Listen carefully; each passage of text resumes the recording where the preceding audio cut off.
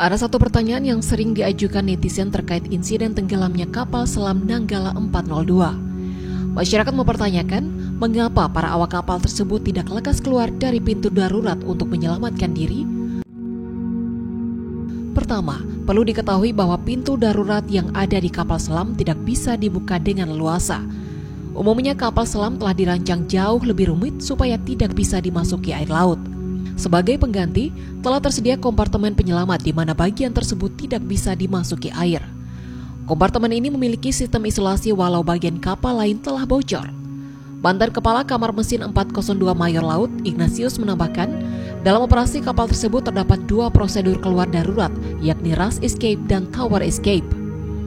Rush escape, kata dia, adalah prosedur keluarnya awak dari kapal selam apabila di dalam terjadi flooding atau air di luar badan kapal masuk ke dalam badan kapal. Sementara tower escape, kata dia, prosedur penyelamatan dengan menggunakan baju MK11. Ia menambahkan prosedur ini dapat dilakukan apabila kapal tersebut tidak mengalami kebocoran. Kedua, tekanan hidrostatis air laut. Jika awak kapal memutuskan keluar di kedalaman 700 meter, maka air akan memenuhi ruang kosong kapal hanya dalam hitungan detik. Jika dalam kedalaman rendah, awak kapal masih mungkin menahan tekanan air yang masuk dan berenang keluar. Namun perlu diketahui bahwa tekanan air akan meningkat sebanyak 1 atmosfer setiap kedalaman 10 meter. Maka jika tekanan di udara adalah 1 atmosfer, tekanan di kedalaman 700 meter akan berada di angka 70 atmosfer. Sementara manusia hanya bisa bertahan pada sekitar 3-4 atmosfer. Dengan penjelasan ini, maka berenang dalam kedalaman 700 meter dinilai mustahil bagi manusia karena tekanannya akan sama seperti diinjak 100 ekor gajah di kepala.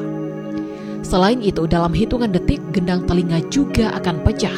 Begitu juga dengan paru-paru yang termampatkan dan menyebabkan sakit yang luar biasa sebelum akhirnya pecah. Hal itu akan terus berlanjut sehingga pembuluh darah dan organ di seluruh tubuh yang hancur. Dengan kata lain, membuka pintu kapal selam dan berenang keluar di kedalaman 700 meter merupakan hal mustahil untuk dilakukan. Penjelasan di atas tentu mengandaikan titik tenggelamnya kapal naas tersebut di kedalaman 700 meter. Namun bagaimana jika itu terjadi di kedalaman 800-an meter seperti yang terjadi dengan Nanggala? Menurut keterangan Lembaga Penelitian National Oceanic and Atmospheric Administration, di lokasi KRI Nanggala berada saat ini tekanan air di sekitarnya berjumlah 83 atmosfer. Sebagaimana dilansir dari kompas.com, jumlah daya tekan tersebut sangat jauh melampaui batas kemampuan tubuh manusia.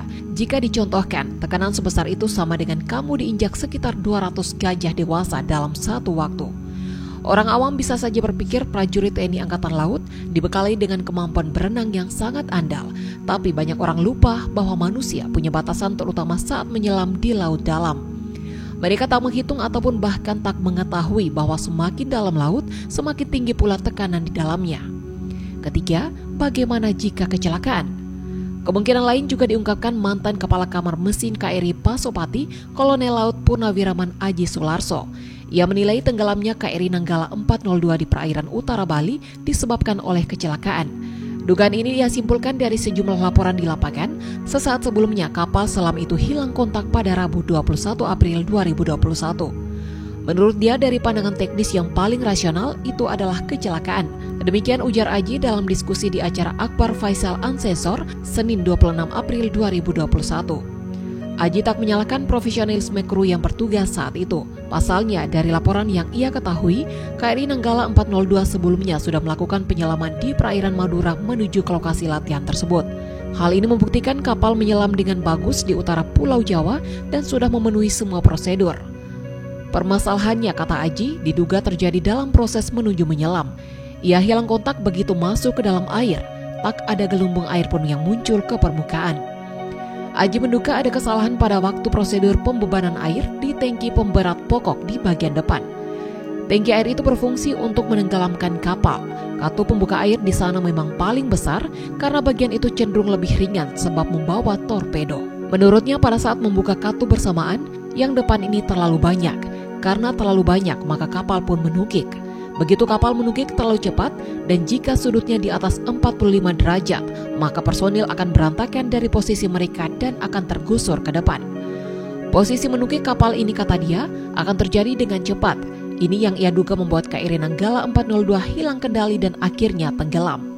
Aji menepis kapal itu mengalami blackout atau mati total. Soalnya kalau blackout itu sudah punya lampu emergensi dan orang masih bisa berpegangan.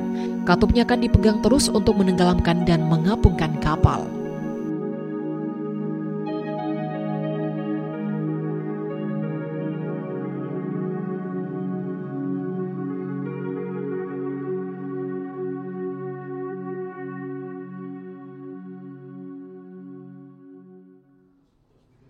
Berdasarkan bukti-bukti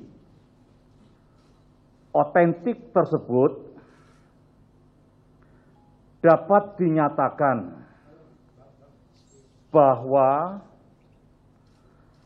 KRI Nanggala 402 telah tenggelam dan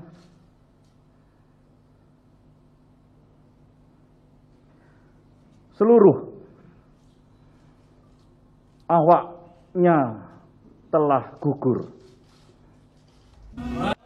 Meskipun ku tak siap untuk merindu, ku tak siap tanpa dirimu, ku harap terbaik untukmu.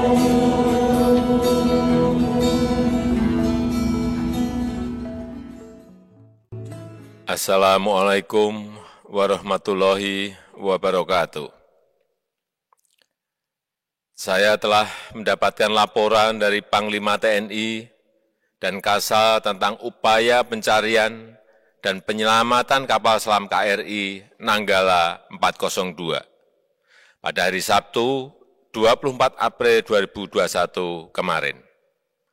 TNI Angkatan Laut telah menaikkan status KRI Nanggala 402 dari hilang kontak atau submiss menjadi tenggelam atau subsang. Musibah ini mengejutkan kita semua, tidak hanya keluarga 53 awak kapal, keluarga hiu kencana, maupun keluarga besar TNI Angkatan Laut, tapi juga seluruh rakyat Indonesia. Kita semua bangsa Indonesia menyampaikan kesedihan yang mendalam atas musibah ini, khususnya kepada seluruh keluarga awak kapal selam. Mereka adalah putra-putra terbaik bangsa, patriot terbaik penjaga kedaulatan negara. Segala upaya terbaik pencarian dan penyelamatan telah dan masih akan kita lakukan. Untuk itu, marilah semuanya kita memanjatkan doa dan harapan terbaik bagi 53 patriot terbaik penjaga kedaulatan negara dan bagi segenap anggota keluarga agar diberikan kesabaran, ketabahan, dan kekuatan. Wassalamualaikum warahmatullahi wabarakatuh.